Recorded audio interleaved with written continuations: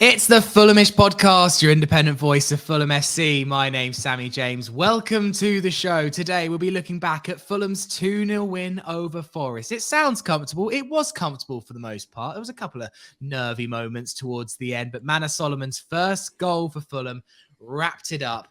A comprehensive win over our fellow promoted side and back up to 7th in the league. It was a much needed victory. It had been a little while since our league victory over Chelsea, and spirits were high yesterday at Craven Cottage. Here to dissect everything that happened yesterday and answer some of your questions is Drew Heatley. Hello. Hi, Sammy. Farrell Monk. Hello. Hello, spirits were certainly very high after the game and until the early hours of the morning, that's for sure. There we go. And making his pod debut, Harry Durham. Welcome to Fulhamish. Hey guys, how you doing? Good, thank you. Nice to have you on and nice to discuss such a just comprehensive, easy 2-0 win. It's not always the way that people get to enjoy their debuts on Fulhamish, so you're very, very lucky, sir. Grateful to be here. Thank you so much for the invite.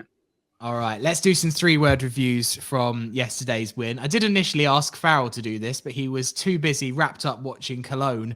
How did they get on, Farrell? A resounding 3-0 victory over Eintracht Frankfurt.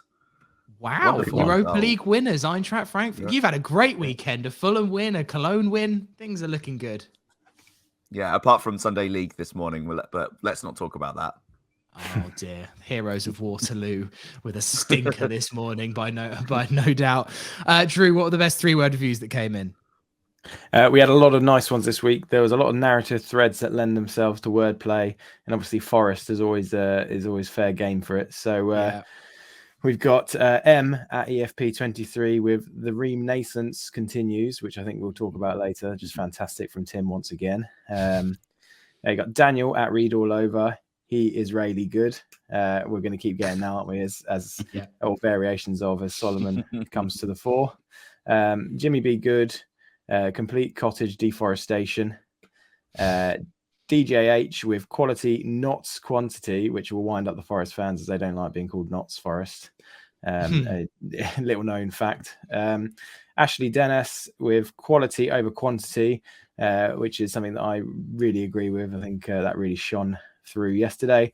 And some young whippersnapper who looks like he's good with words, Drew Heatley, says wood worked for it. I think he's going to go far. You put your own 3-word review in there. That is narcissistic. Give me the ball and I'll run with it. Oh wow.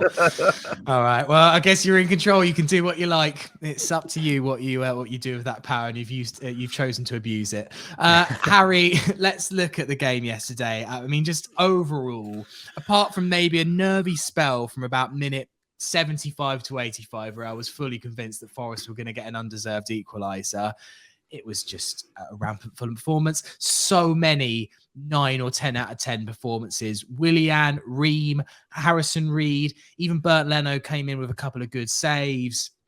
All in all, just a great afternoon by the Cottage, and what was needed after a few league games without a win. Not that we'd played badly. We'd played good teams in that run, but we needed a goal. It'd been a little while. We needed a win. It was a while. So overall, just perfect, really. You were saying then, I can't actually think of a poor performance on the pitch yesterday. I think everyone played to the best of their ability and probably beyond. Maybe Mitrovic. Oh, yeah. Do you know what? I completely forgot he was on the pitch and he should have been pulled earlier. I slammed him yesterday, to be honest with you. But we'll get into that later on. We will, I'm indeed. sure.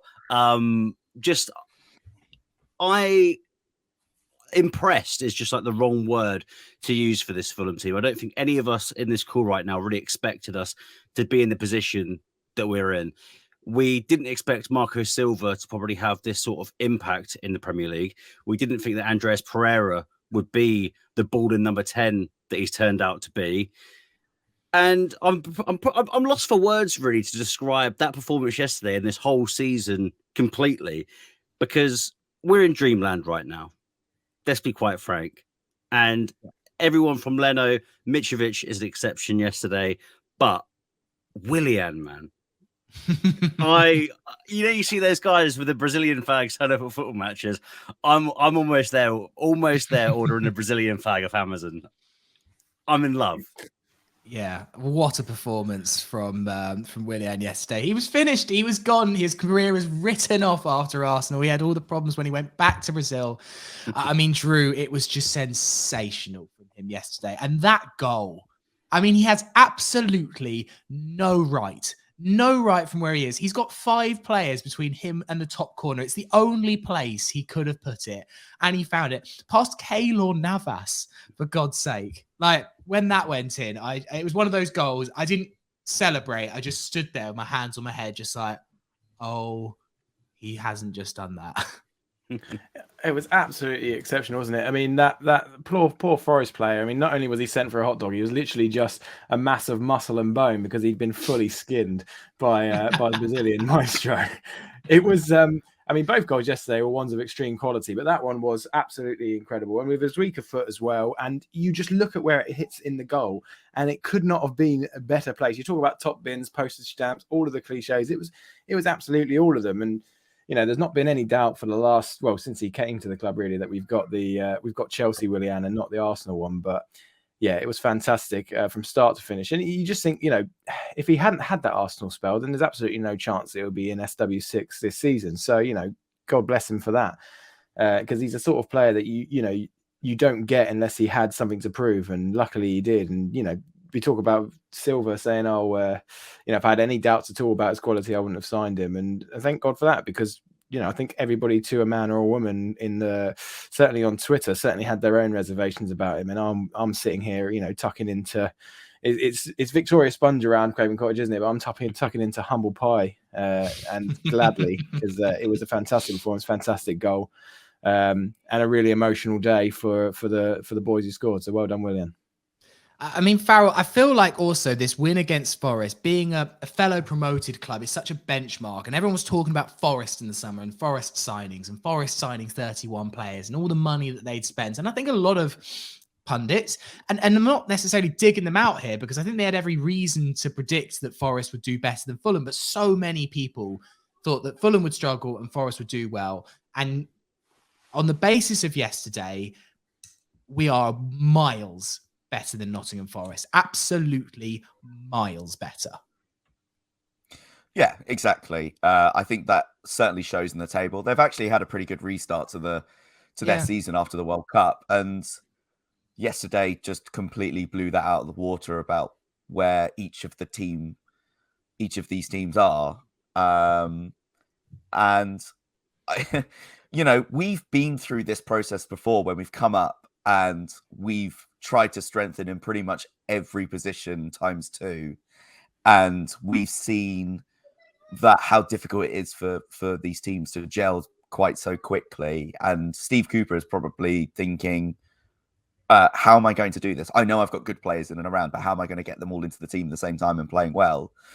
Obviously, it doesn't help from their point of view that 2 centre-backs go off at the same time in the same passage of play, and injuries after, 6 or 7 minutes?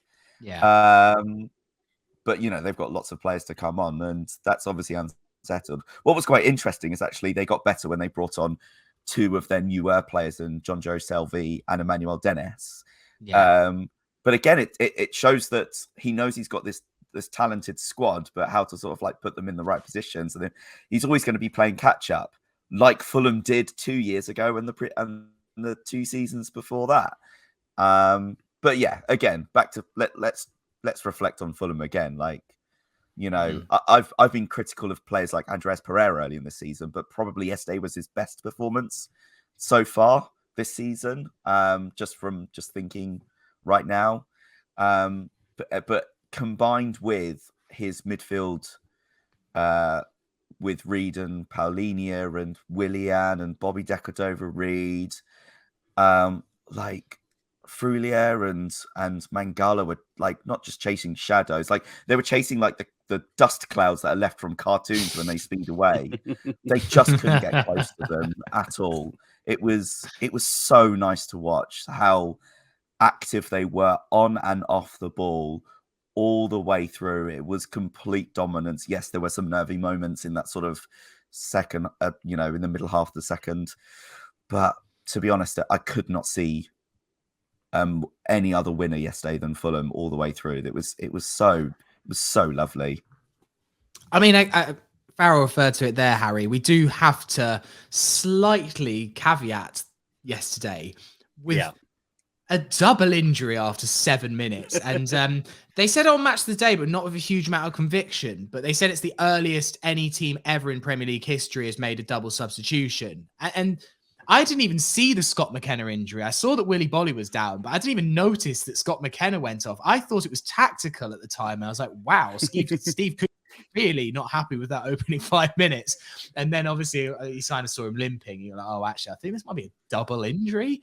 And any team, Man City, I don't care who it is. If you lose both your centre-backs, yes, you might have some strength and depth, and unfortunately Forest do. But if you're going to lose both your centre-backs in the first 5 minutes, it's not looking great, is it? That is a shot in the arm that maybe a bit of context has got to be applied to yesterday. They did struggle after that, and kind of understandably so. So would we. Yeah, but at the same time as well, it's sport. Do you know what I mean? Like, if we never know, we could have beaten them 5-0 if those players are still left on the pitch. But at the same time, I think I'm going back to what you said there. I think it was Danny Murphy last night said it was the same position and it was exactly the same injury. And they both went down at exactly the same time. That is something that's apparently never happened in the Premier League within like the first 10 minutes of a match. But like I said, we don't know what the outcome could have been if those two players were on. But when they brought on Felipe, I thought he was probably one of the game changers at the back for Forest yesterday. Asserted dominance as far as I'm concerned. I know Willian obviously did score the opening goal and then Solomon scored again. But him and Shelvey, for me, were the difference makers. And Felipe doesn't even have any Premier League experience. But credit to Steve Cooper as well, going for experience in John Joe Shelvey and bringing him in. So I think as a whole as well, I think Forest will be safe if you look at it from the outset. Yeah, I think so too. I thought John Shelvey was kind of class when he came on yesterday. Yeah. He just was strolling about. Is that a new chant, by the way? Harry Potter is coming for you, or is that centuries old? Because I thought that was genius. It's a really old one, I'm afraid. Such a shame. I was thinking the wit. I was like, my God, that's new on me. But I kind of thought like it's almost too good. Like surely like we didn't create that. But yeah, I still giggled. We probably stole it from Brentford. We steal everything from Brentford. Oh yes, that makes sense. Brentford would have done it before us, obviously, of course. Obviously. I mean, Drew, we should have been 2-0 up at halftime. That's maybe the only disappointment when you think about that first half was we had a lot of good chances, particularly Mitrovic. And look, we might come on to say that Mitrovic didn't have the best game yesterday, but if he'd have actually scored that goal, it was only a fantastic save from Keylor Navas that stopped it going in. The way he skinned both players bursting into the box, that seems like a new trick. It obviously worked kind of at Sunderland as well. I think we might be talking about Mitro in a slightly different light. He needs that goal. And when that didn't go in, that was probably another confidence blow because he must be thinking, what else have I got to do? I've skinned 2 players here and still not managed to find the back of the net. Mitro early in the season, last season, does finish that. But yeah, Fulham should have been much further up. Bobby hit the bar. Pereira went close. I mean, it turned into like shooting practice by the end of the first half, didn't it? Oh, yeah, exactly. I mean, with Mitro, we've been here before, haven't we? Many, many times. We know he's a patchy player, and I mean that in the most endearing way possible. Because when he's in a purple patch, my God, he's in a purple patch. But he's a confidence-based player, and we have these times where he's not firing on all cylinders, and he can get frustrated, and he can cut a forlorn figure. And now I don't worry about it so much, especially if we're getting goals from other areas, because I know that he'll come good. He'll get one off his backside, or he'll get one. You know, he'll score a worldie, whatever he ends up doing, and he'll be back again. And it will be like when you stick the knife up the ketchup bottle and it all comes out. So I'm not worried about Mitrovic in the slightest. So, you know, good luck to him for that. But yeah, Decordova Reed's one off the crossbar was John Harley-esque. When I could see it from the Hammersmith end, it was like a proper swazzer. A little bit too high, but I thought it was going to be a little carbon copy of John Harley's. It's funny, before the game I was saying maybe, to try and get these elusive goals that were eluding us in the last few games, the easiest way to change things without changing the formation is to mix up the wingers. So maybe we, bring on Wilson and Solomon after the Sunderland game. But then the guys I was with, including my dad, were like, sorry, you're forgetting about Willian. And I was like, yep, sure, sorry. And then obviously he proves me wrong. But then you've got Decordova Reid, who has just been so good this season. His telepathy with Tete is, something that I don't think anyone else would be able to replicate at this stage. So you can't even change the wingers. But actually, it didn't matter because they both came for it. So not worried about Mitrovic. We should have been definitely 2 or 3 up. But I'd have loved Decordova Reid to mark what's been a good season for him with a spectacular goal, but it wasn't to be. I was in the hammy end bogs for that one, so I was reasonably glad that it hit the bar.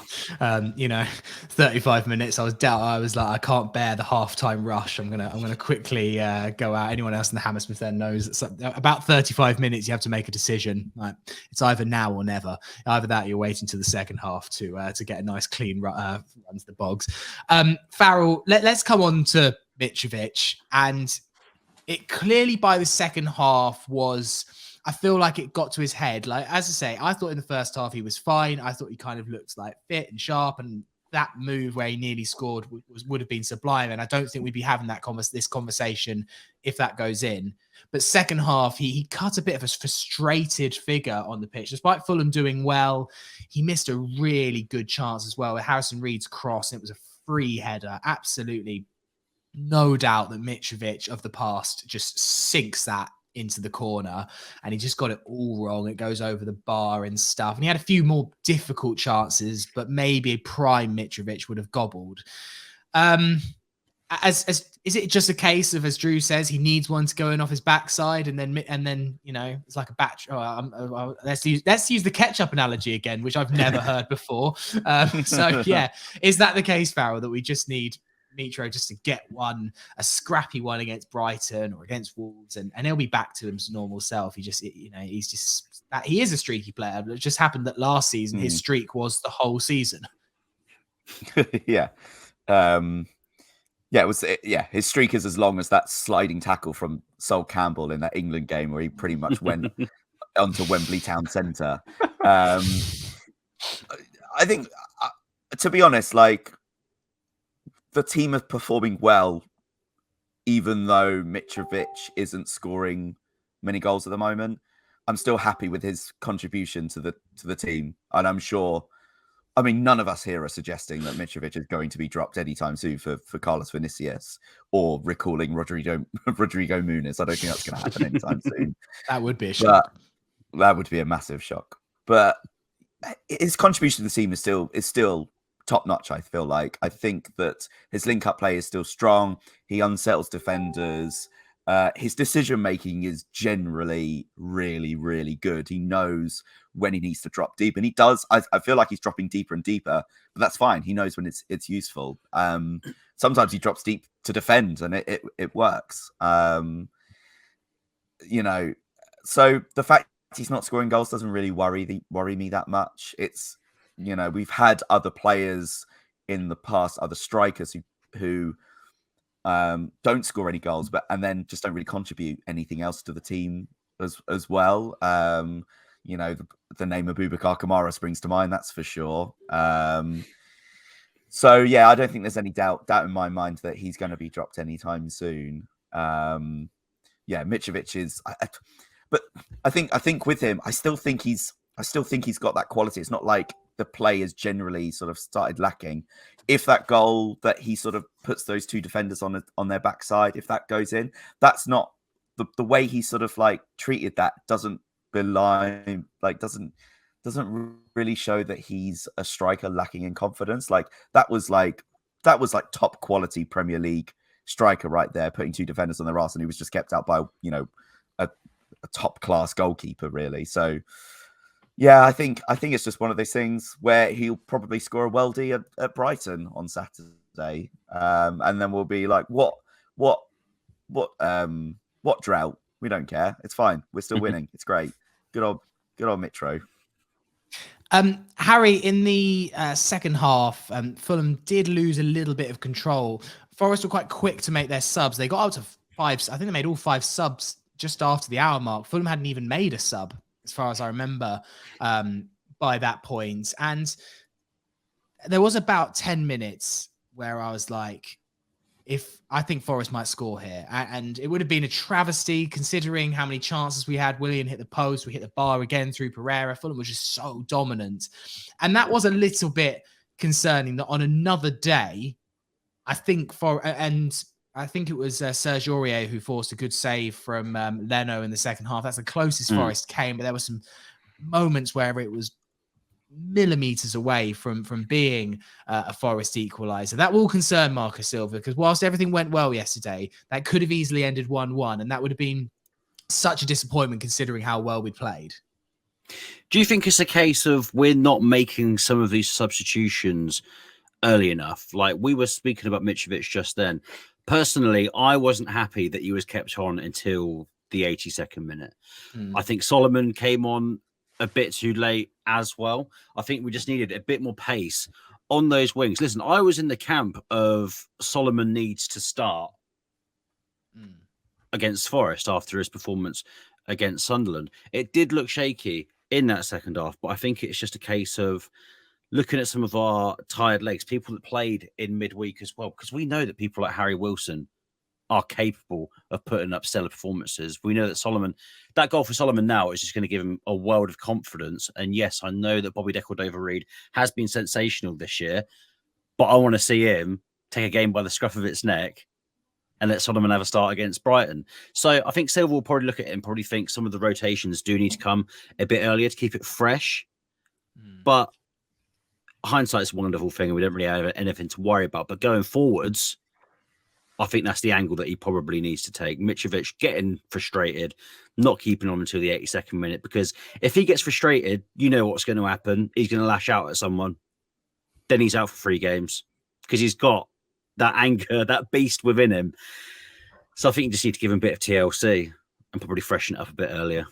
So I slightly disagree. I don't actually think Mitro would lose his head. What I think happens, though, is I just think he doesn't get involved in the game. And you could see it yesterday. He wasn't holding up the ball. His passes were under hit. He wasn't just being that general nuisance up front. And that was the point to me. I was like, I don't necessarily need you to score a goal here, Mitro. I just need you to...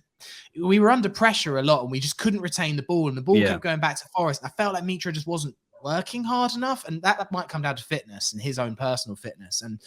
But what I do agree, though, once he's gone, once you can see his head's gone, I don't necessarily think he's going to kick someone because I think those days are over. But I do agree that he's no use to us at that point. Like we can all see when Mitrovic just isn't firing. And at that point, I think we might as well bring on Carlos Vinicius. I agree. I think it was about 10 minutes earlier where we could all see Mitro ain't scoring today. Bring on Carlos Vinicius. Not only can he sometimes get his head on the end of things, he'll have some fresh legs and he might just cause that Forest defense or to a problem. He might just run around a bit more. That was the thing. The Forest defense just had so much time to do what they want, pick passes. Shelvey had the freedom of Craven Cottage just to cast his spells, to excuse the pun. And I think an earlier sub or 2 would have helped. Drew, Solomon did come on for Willian and he got his goal. That's going to be massive. You can just see that with Solomon, just needed that big moment at the Hammersmith end. I think we all thought that this moment where he got his first goal and stuff would have come yonks ago, but he's been through so much, injury, getting back, and then kind of other players taking his place, rightly so. So for him to have that moment, wonderful vision from Pereira. I didn't even see that pass. I was in the Hammersmith then, I didn't even see that pass was on. But Pereira did, and he finished it well. He finished it really well, really calm, composed, and that I think we might have unleashed a beast here because I can see Solomon, going on to bigger and better things from here. Yeah, I don't think Serge Aurier saw that. I think it was Serge Aurier. I don't think he saw that pass either because he was off the opposite direction. He definitely didn't.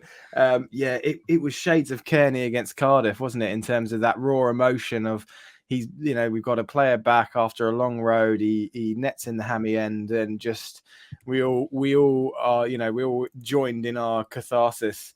Welcome back, Manor Solomon. It was an excellent sort of a goal of such high quality, not because it helped by Aurier running off in the other direction, but it just had time stood still when Pereira found Solomon, and he had a chance to take like 2 touches, and he didn't have to put it in any of the corners because it was just him and Keylon Navas, who, by the way, looks like he could be a villain in some sort of Die Hard reboot, doesn't he? He looks either that or in some sort of new metal band in the early noughties. Yeah, he could be. He didn't have to do anything special with the finish. He just got to slot it home. It was just, as I say, we were all just joined in that moment of just happiness for him, because it has been a long road. And I think one of the funny things is there's still a little cloak of uncertainty over the terms of the deal. Some people saying that we're obliged to sign him for X amount and buy the 1 year left of his suspended contract. Other people are saying it's a loan.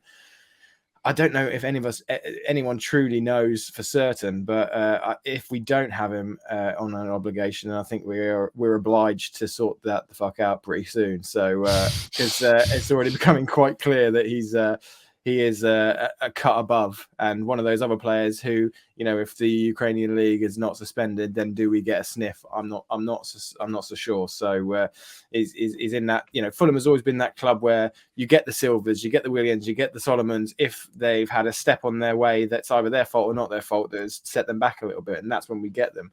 So when we do have them, it's on us to save them. But fantastic goal and fantastic moment, one of the moments of the season for me. Big shout outs to Harry Wilson in the build up to it as well, yes. and Kenny Tete. It's a lovely first touch from Harry Wilson to take it away from whoever it was. Who absolutely clattered him. Yeah, exactly. And then Kenny Tete to follow up and then ride a challenge and then find the right ball.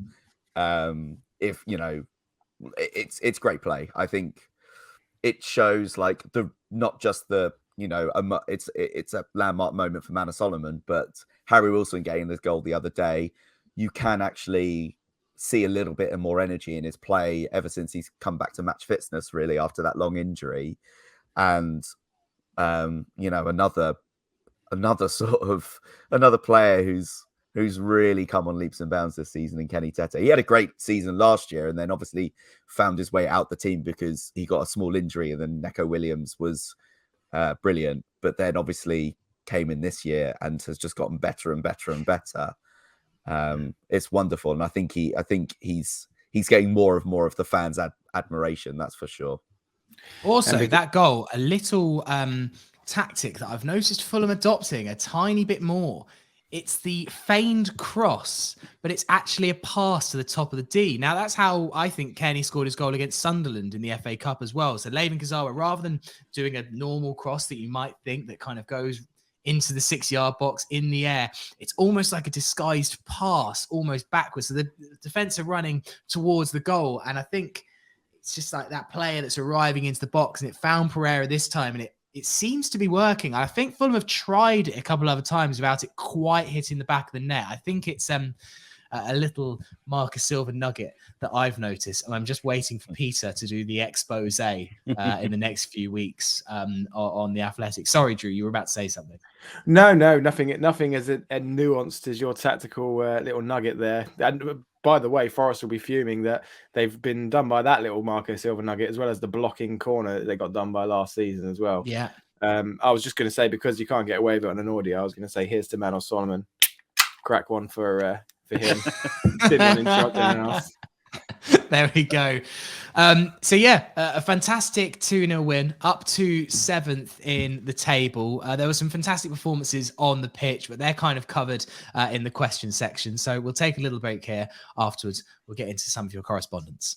Part 2 of the Fulhamish podcast. It is Sammy James here with Harry Durham, Drew Heatley and Farrell Monk. Thank you to everyone who continues to support Fulhamish in the Fulhamish community, which is just a way of people supporting all the podcasts, articles, videos that we make financially.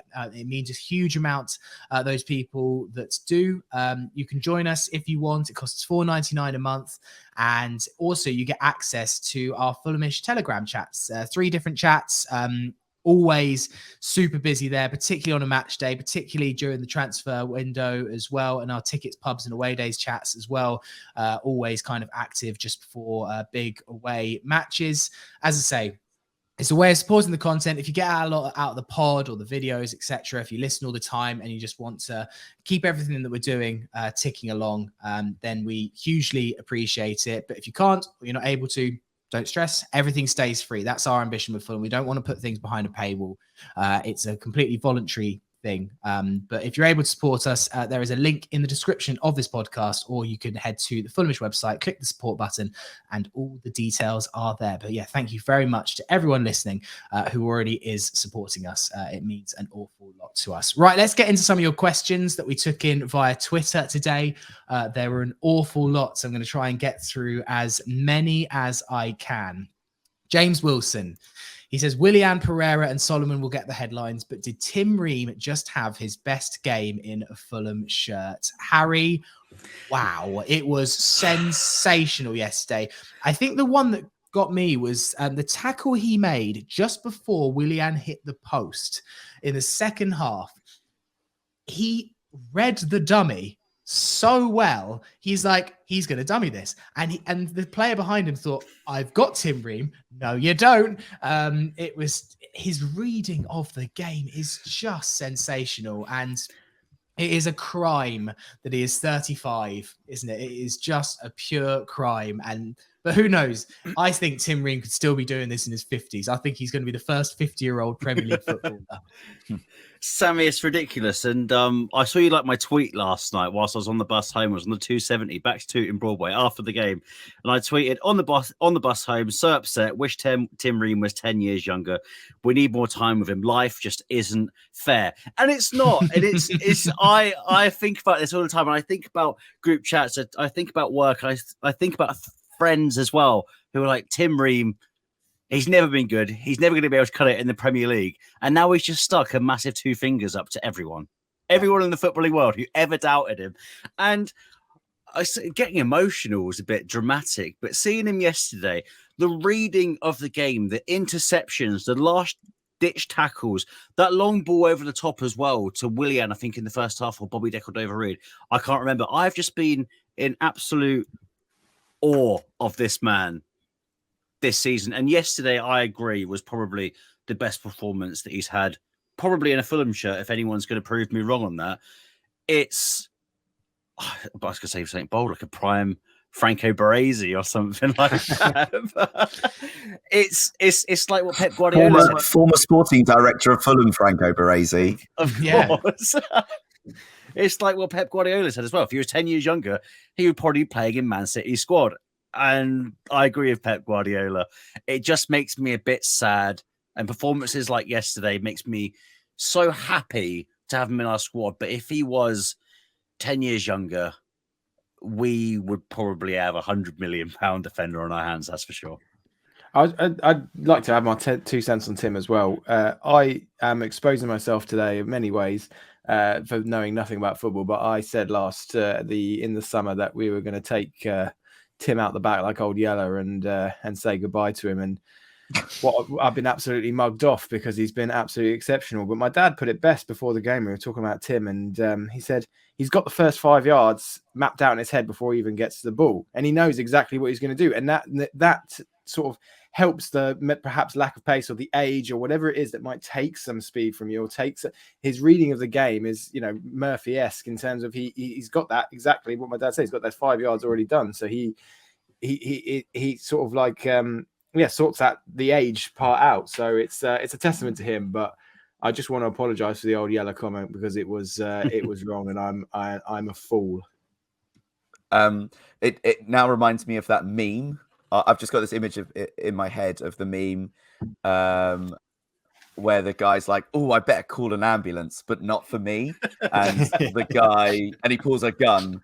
And I feel like that's Tim Ream, and Drew is the other guy that has the gun being pulled on him. AF will mock that one up, don't worry. I also have my own Tim Ream apology. When he played against Man United in the end of the lockdown season where we went down, and then Scott Parker picked him at centre-back. And I did a tweet. I was like, oh, wow, we're going to lose 8-0. Tim Ream's playing. I think all of us, and I remember when we did the Tim Ream podcast, I remember him saying he didn't outwardly out anyone, but he knew that he'd already been written off before that season. And we asked him the question, like, do you think you've got what it takes to do it in the Premier League? And I remember we asked that question a bit like, we know you haven't, Tim. And he kind of was like, well, I'll never say never. Classic things that a footballer would say in that situation. But I think he knows that he had this in him. He just needed the right manager, the right circumstances. Imagine if we'd have just scrap heaped him after the Scott Parker season, and this could have never happened. And like, what a travesty that could have been. A sensational performance from Tim Ream today. Let's go to this question. Speaking of bad takes, Mark Hopping says, hindsight is 2020, obviously, but why was there such skepticism around the Willian signing and such positivity around the Dan James signing on the Deadline Day podcast? Listening back, it seems very strange. I wasn't on the Deadline Day podcast. I'm going to absolve myself, but I probably would have been the same. Drew, I mean, another one where, as you say, he was written off, and Dan James kind of came in as this quite exciting prospect.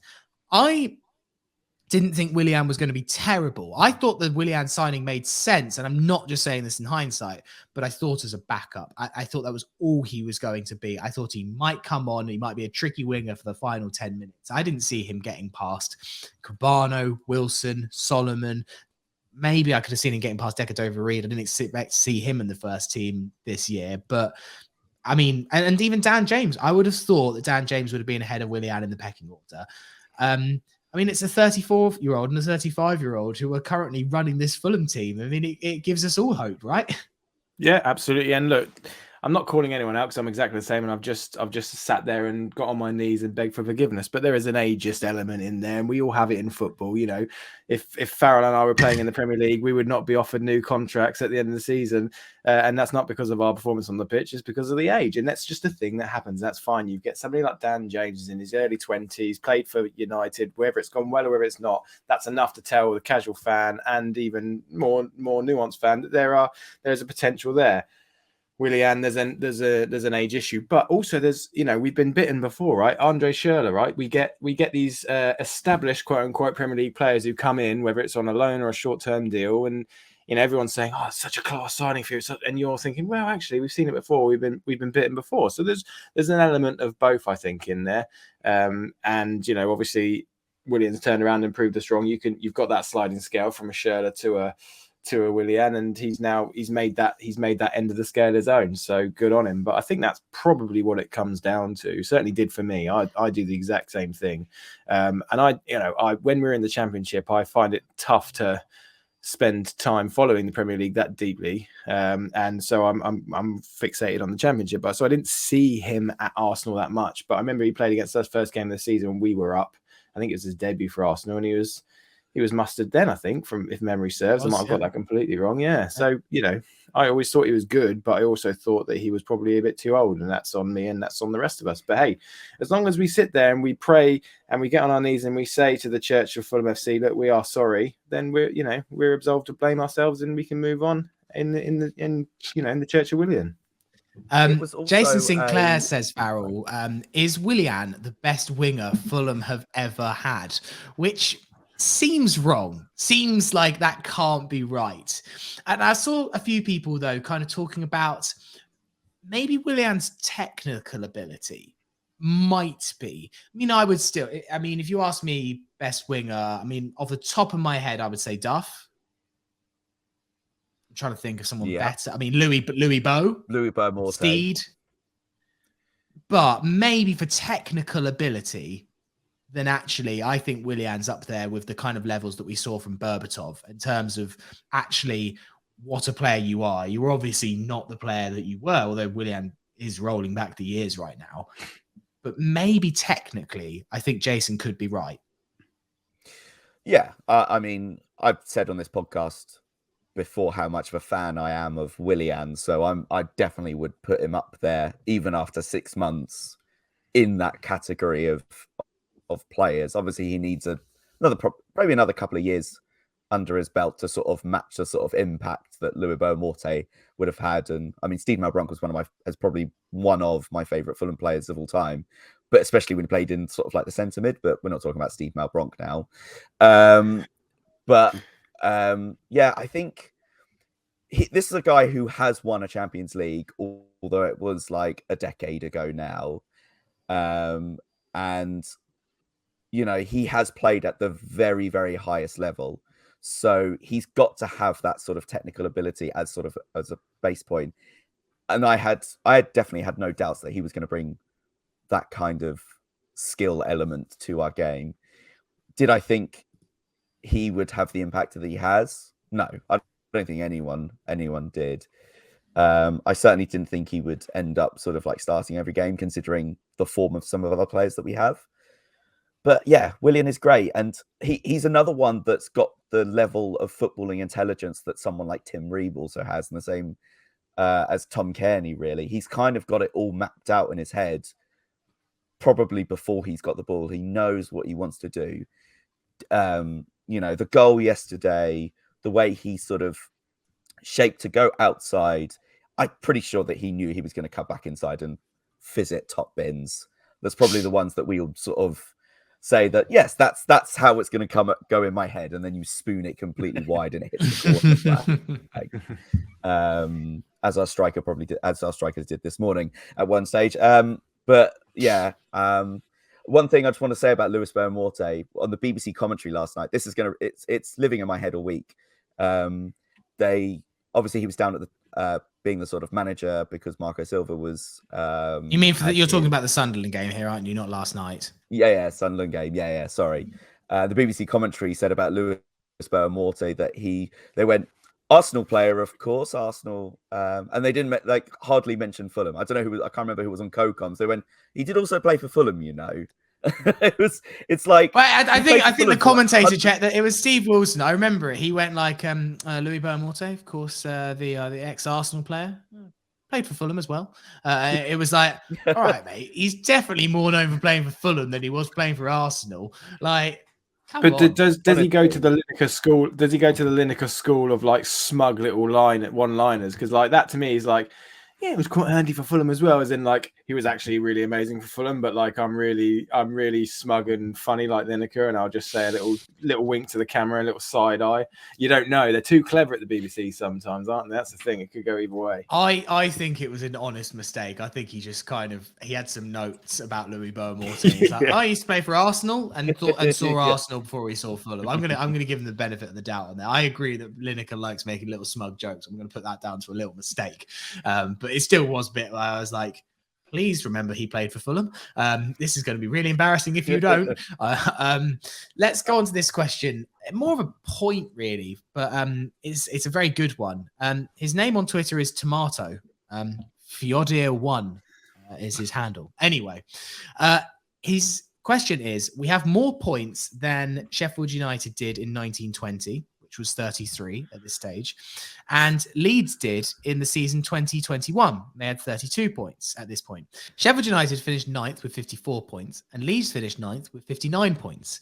How confident are you that we could finish better than either of those did in their first season? So I think, Harry, what he's saying is, can Fulham finish above 9th?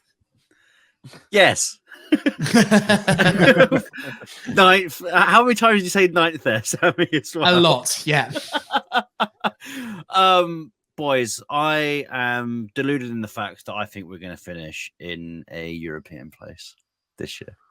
We have the class. Oh. We have the ability. I'm one of those delusional dreamers and believers. I hate Spurs so much. I pray for a Spurs downfall more than anything. Brighton have been incredible under De Zerbi. And wouldn't it just be perfect if Brentford just fell off the edge of a cliff somehow? I think we have the class from back to front. We forget that we have someone like Bernd Leno in between the sticks for us. We have Mitrovic, who is now a proven goal scorer. We have Willian, I'm going to call him almost like the wisdom of like Gandalf the Grey. He is smart along with Ream. We actually have a question here from Fulham Catalonia. It says, is Tim Ream the new Benjamin Button? So maybe that's the analogy you need. Was close enough. They are literally people of wisdom. So yes, answering that question, 9th, anywhere between 7th and 5th is ours. And that's probably a huge claim. I'm sorry, but I know we've been very lucky with some of we've always had somewhat the same team throughout the season. I know that Wilson and Solomon have been out for substantial amounts of time. But if we can keep all of those players fit, your Joao Polinas, your Harrison Reeds, they are like the heartbeat of that team for me, in my opinion. And I think we can do it if that is the case. I think yesterday was the first day where I've actually thought, you know what, maybe like this Fulham team is just really good. And like, I've always kind of said like, oh, I honestly think we're going to finish 10th, maybe 12th, 11th, like maybe Villa are going to catch us. Yesterday was the first day I was like, I'm actually starting to believe. I mean, yesterday is the day I actually was like, we're not going down. We are not going down. Like, it is not happening. I know people are going to be like fuming that I've said that, but this is better than that. Like, look at this team. Like, and but barring the most unfortunate set of circumstances ever, like, look at this team. You only have to use your eyes to realize that this team is far better than a lot of this league. And I know that that sounds like Arsenal are dropping points, so yeah, let's catch them. Man, I think yesterday made me believe, Harry, that whilst I still think that something's going to tail off, something's not going to go quite right, I still think probably the sensible bet is 9th or 10th. Like, there was something about the performance. If you think about depth as well, someone did a screenshot. I can't remember if it was one of you guys or someone else on Twitter yesterday who screenshotted our subs from the game when we played Forest. What was it, in September or October? And compared it to now. It's incredible. The people that we have coming off the bench, I'm delusional. I am completely delusional, and I think that we can do it. If you see some of the impact that we have coming off the bench, if we bring in Solomon on, even though I want Solomon to start, if you have Harry Wilson, Vinicius as well, to run at defenders, as soon as they're tired, he can nick a late goal easily. Yeah. I think we need to start a position to rename the bench, just call it Hench, because it's looking good at the moment. It's looking strong. And I thought that the other day. I hadn't seen that screenshot that you mentioned, Harry, but that is probably an excellent point because people are coming back at the right time. And I think for years we've said there's a lot of dross in the Premier League. There is, but the problem was we were part of that dross. We couldn't rise above it. But now teams are starting to find out how we play a little bit more, which is why we've had not as much luck of late against the top side. But actually, there is a level of, well, we are actually better than a vast majority of the bottom half, all of the bottom half, I would suggest. So that, it remains to be seen, because we have had a sort of fantastic way of picking up the points so far. To maintain that is going to be harder, but you don't know, dear. It's possible. We've got a good question here from Woodrow Sweats, which is based on this. I'll go to you this, Drew. Would you rather keep beating the promotion teams and the teams below us, or have some more famous wins against the top 6? For him, it's to beat the teams below us. It's been such a pleasant surprise this year to do that consistently. I mean, the record, Drew, is still very much intact. I still think it's only that one loss to a team who are now below us, and that was the West Ham game, which I think we can all accept was a very unjust loss. I still don't think there's been a game against one of those teams where I think we've been the worse side. I think back to maybe games against Bournemouth. We weren't amazing, but we still got a point. But this run against teams below us in the league just keeps on going. Eventually, surely, that bubble has to burst. But that has been incredibly impressive. And it makes those kind of like slightly agonizing defeats that we've had to the top 5 much easier, because it's just like, right, well, we don't need wins. We don't need to beat Arsenal and Man City and all of that. It'd be lovely if we did. We'd all enjoy it. But I'm loving this run that we're on and this kind of perfection that we've got in the table, that we are just beating the teams that we should be beating or drawing against. We're not losing to them. I guess that's the big thing. Yeah, I've been thinking about this a lot recently, because that's the difference for me in a nutshell. That's the difference between us and Brentford, for example, right? Brentford are being spoken about so much by every Tom, Dick and Harry. No offense, Harry. Because they're getting the points and they're getting the results against the top teams. But actually, if you're beating the teams in and around you, that is the foundation for not only a solid campaign, but a solid tenure in the Premier League, I think. If you can match the sides around you and take points from them, that's what's going to take you up the table. I take that this sounds glib, but it's not meant to be. Anyone can beat the top teams on any given day. That's something that happens in the cup. That happens all the time. Anything can happen in the Premier League, and it does.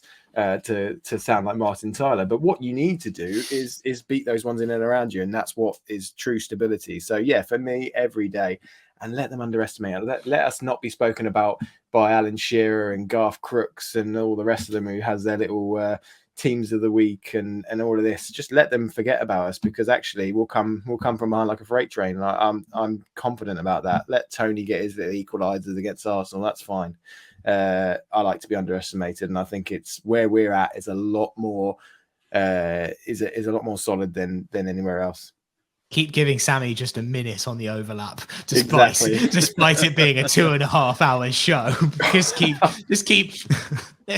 You don't get it, by the way. So this is a bit of behind the scenes, but I did the overlap. If you don't know what the overlap is, it's like Gary Neville's YouTube channel, and it's the fan debate. And I really like getting invited, by the way. So don't like take this as like me being like neg or whatever. But it is really funny that I go there, and it's all of the like big YouTubers from like, I don't know, that the City guy's quite famous. Robbie Lyle's there from AFTV, all the usual crew. And there's just me in the corner, basically. And I wondered why I was invited to this one, because I was like, it's not even like we're in a relegation battle where there might be something to talk about. I was like, I don't really know why I'm here. Like, what are you going to ask me that's going to actually interest a general audience here? And the edit isn't quite as how it happened, where basically they did all of the teams that were there. And Josh Denzel, I think, got something in his ear when and he was like, Josh, you're going to need to mention Fulham here. He traveled all the way up to Manchester. You need to just literally ask him one question. And he goes, so, Fulham, Sammy, it's been a good season. Just there like, right, I see what's happened here. I don't know. And I try my best to like chime in for a minute and keep people's attention. But yeah, the edit does it some justice. It doesn't quite seem so obvious, but it was quite funny. But hey, it's nice to be invited up and to hang around with Neville and Carragher for the little that they care about Fulham.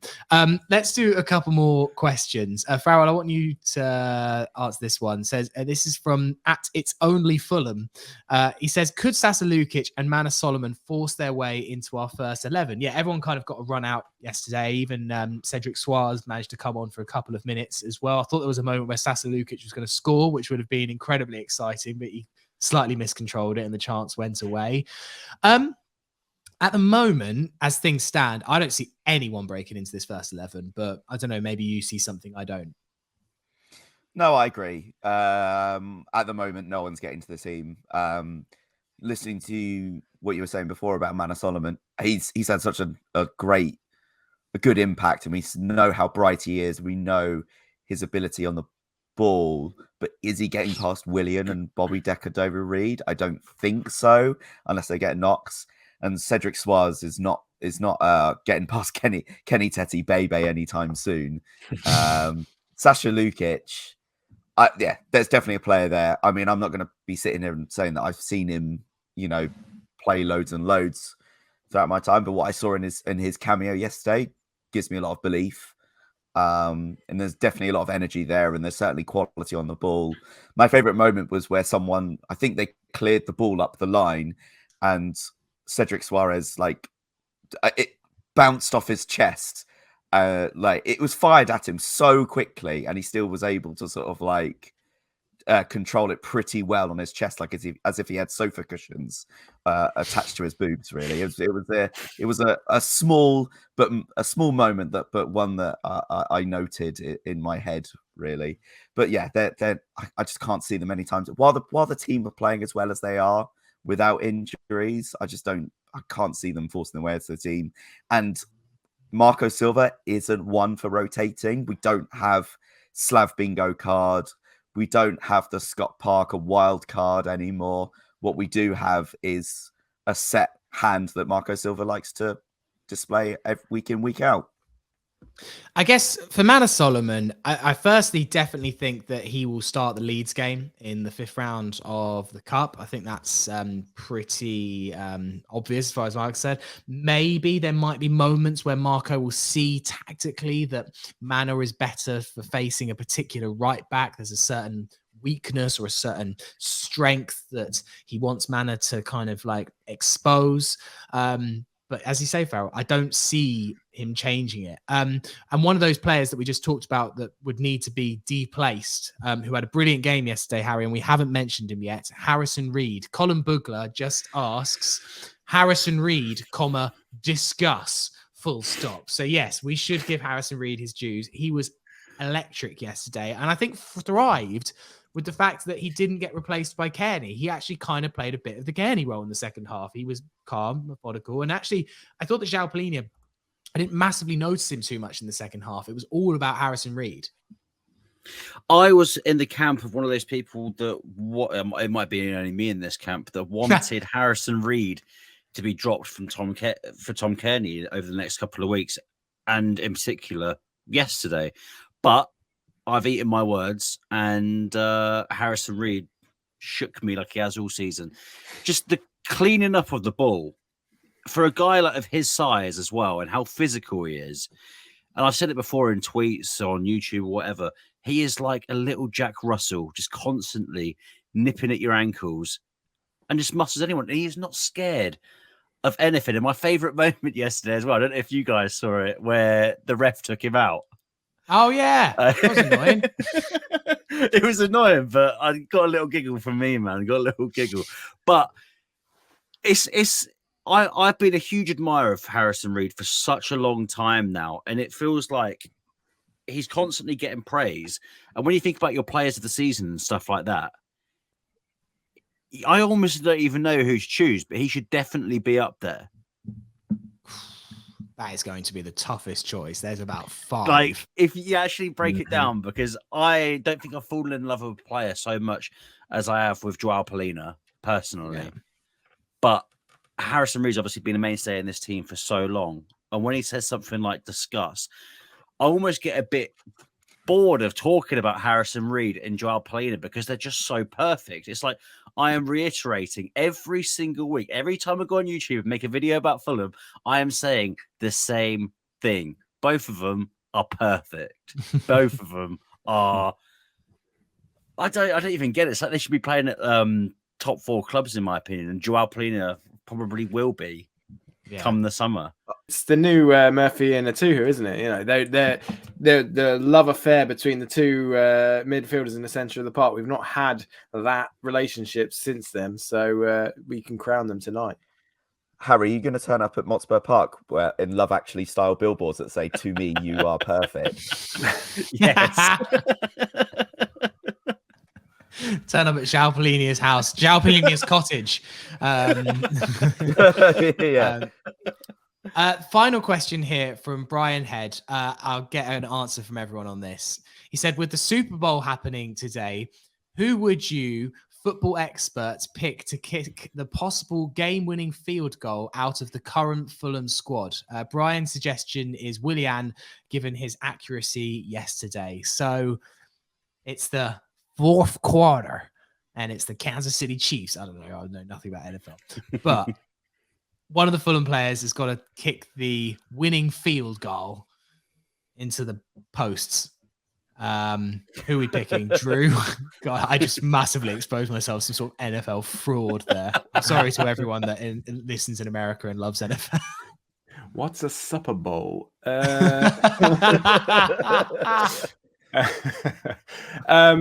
Well, maybe Mitro, seeing as he's missing the goal at the moment for his Pens, maybe he could like go a little higher. I don't know. That's so unfair. I'm so sorry. I don't know anything about the NFL either. Mitrovic, I do apologise. No idea, Sammy. I don't know anything about American football. I'm sorry. Basically, I think he's saying who could kick the ball over the bar. If you're really wondering. Oh, then Bernd Leno, because he can take a great goal kick. Okay. How's that for you? I'm sorry. Farrell. 2 names sprung to my mind when you're doing that. The first one being Tom Kearney, because I once saw him hit the Putney End scoreboard once with a shot. So that was pretty high and straight. And the other one is a bit of a rogue shout. I'm going to go for Gus Uhlenbeek, because he used to dribble down the left-hand side, and then every time he crossed the ball, it pretty much went high and wide and over the bar, pretty much. Never found a single soul, so he might be pretty good. I must have misunderstood current Fulham squad, unless Gus Ulenby is still, unless he's still on the books somehow. We've rescued him from lower league football. He's back now, and he's 50. Oh, okay. That's good. I must have missed that signing. Harry?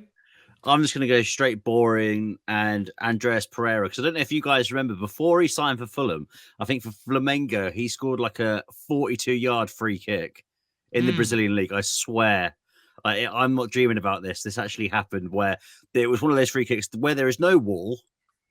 There is no... he has no right to shoot from there, and just goes for it, knuckleballs it, and goes in. So there's your simple answer. The Super Bowl is coming to Craven Cottage. Knuckleball is for baseball, though. Wrong sport. Yeah, it was better than our answers, mate. So yeah, 100%. I'm just going to go for Tim Ream, because there's nothing that Tim Ream can't do, really. And he's American. He would understand the significance of needing to score the winning field goal. Whereas I think maybe other players in our team just wouldn't get the occasion, wouldn't get the moments. Whereas I think Tim Ream would. So I'm going to give it to Tim.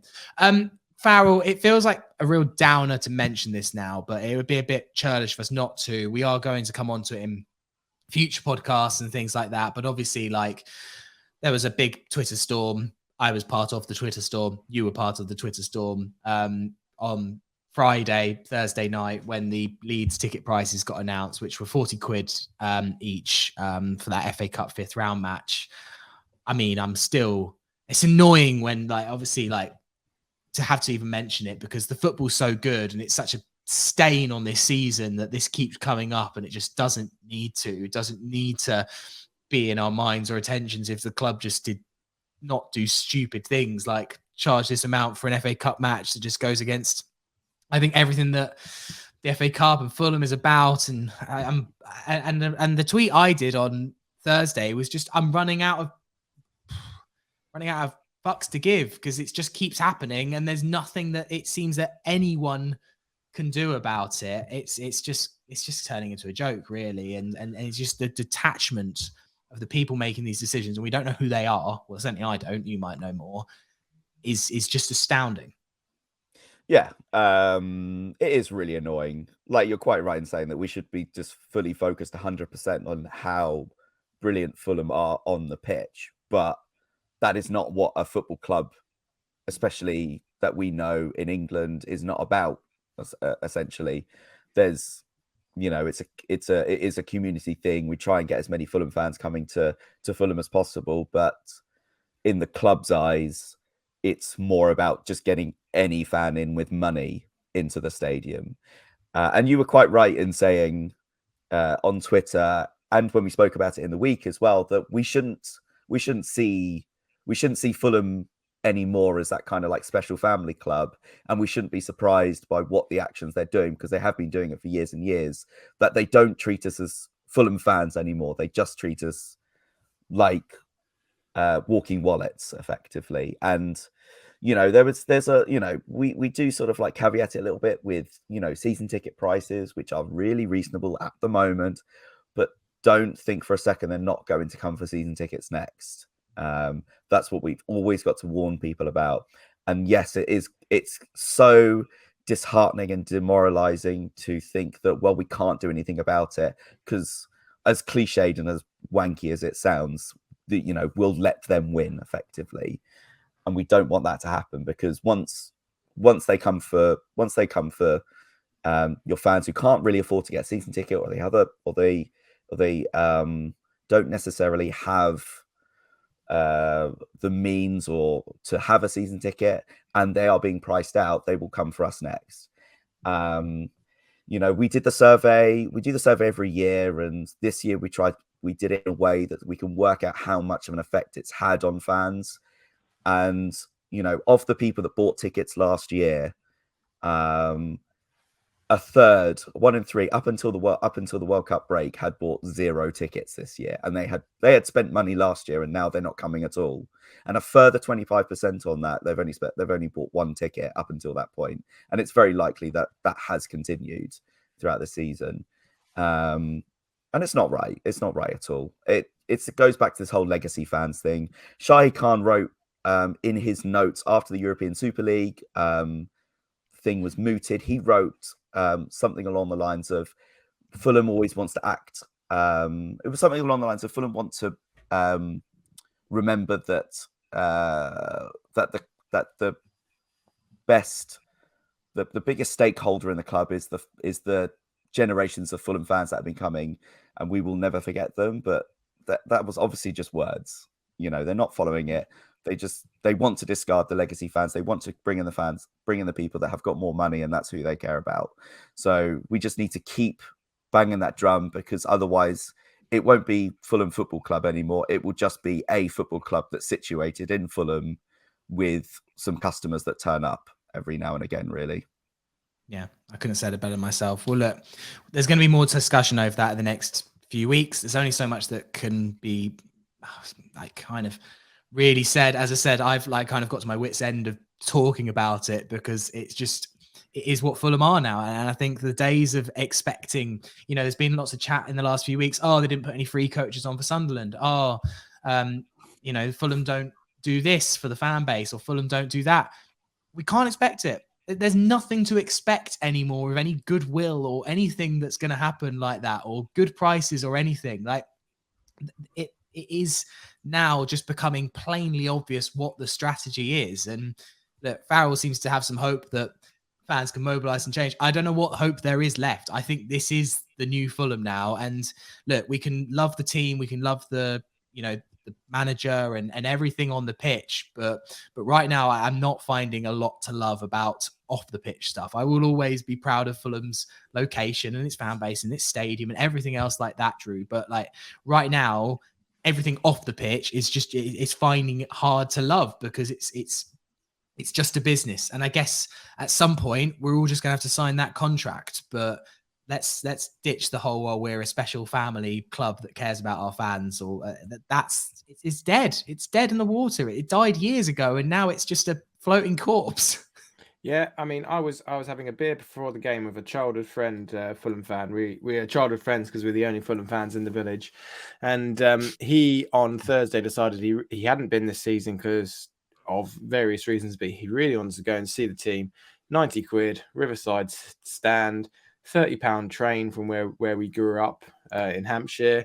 So before he'd even set foot in a Wetherspoons pub, which he did from opening, by the way, because he was so buzzed for the game, he'd spent over a ton. And it's just, he spent over £100 before 10 o'clock that morning. It's just, and that's not sustainable for anybody. I don't care how much money you earn. And it's just a shame. And the fan base is split. Some people say, oh, stop moaning, the season tickets prices are great. Or some people are like, stop moaning, it is what it is. Other people are saying, it's disgraceful, we should do something about it. That's fine. It's always going to be the way. But as Faz says, it's going to be a very, very interesting summer when the season ticket renewal prices come out, because on the Riverside stand signs, you can see during the game, sign up for the waiting list for the season tickets.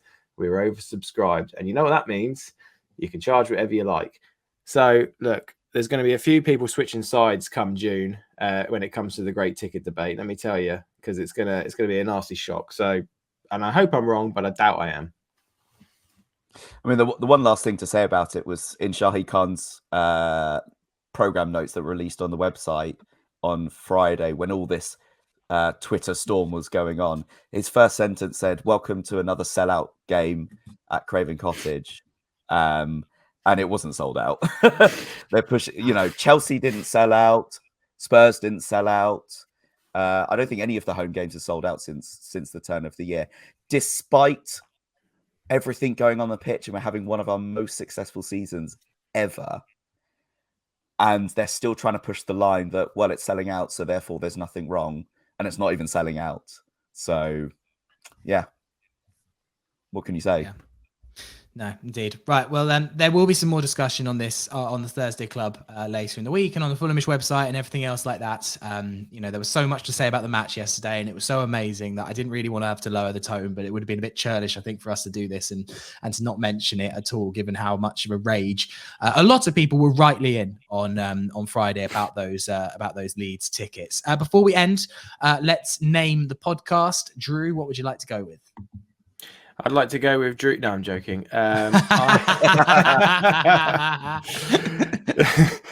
I'm very tempted, but I'm not going to do it. I'm going to go with, and there were loads, by the way.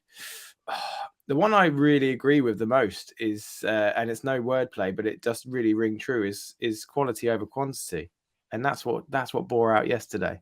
Yeah, I think that's nice. I think it's a nice little subtle dig, isn't it? But at the same time, just saying how good we were yesterday. So let's go for it. Who said that one? Sorry, yeah, that was Ashley Dennis at Ashley Dennis. Well done, Ashley Dennis. Right, that will do for the podcast today. Thank you very much to my guests. Harry Durham, what a debut. Clap him off the pitch. Thanks, guys. Go. Thanks. Drew Heatley, thank you. Pleasure as always. Thank you very much. Farrell, thank you. Thank you. Thank you very much. All right, the Thursday Club will return on Thursday, shockingly, with myself, Jack, and Peter. Looking ahead to that Brighton game at the weekend, 6th versus 7th. That is going to be one hell of a match, particularly for the neutral. I think TV have missed a big one there. I think this one could be a classic on Saturday. So join us later in the week for that. Plenty of good Fulhamish content coming on the website and on YouTube as well. So make sure you subscribe to both of those. But until then, have a lovely week. Come on, you Whites.